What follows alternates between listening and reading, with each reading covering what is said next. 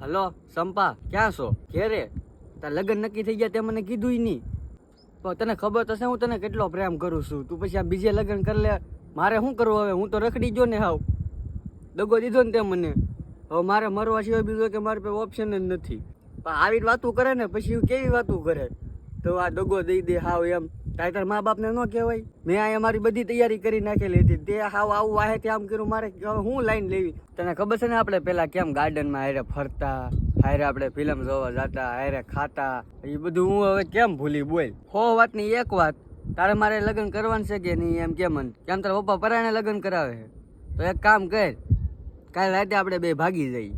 હા, હું તને બધું એડ્રેસ આપી દઉં. હું કહું એમ તારે કરવાનું, બીજું કાંઈ કરવાનું થતું નથી હો ને. હા, મારી વાત સાંભળજે ધ્યાનથી. કાલે સવારે છે ને મારો ભાઈબંધ તારી ઘરે ગાડી લઈને આવશે. તારે ગાડીમાં બેસી જવાનું છે અને એ છે ને મારા અડ્ડા લઈને વહી આવશે. નાથી આપણે મુંબઈ વ્યા જાવ બે. કેમ, હું તને બીક લાગે? અરે તું ટેન્શન લેમાં નહીં યાર, હું બેઠો છું ને અહીંયા.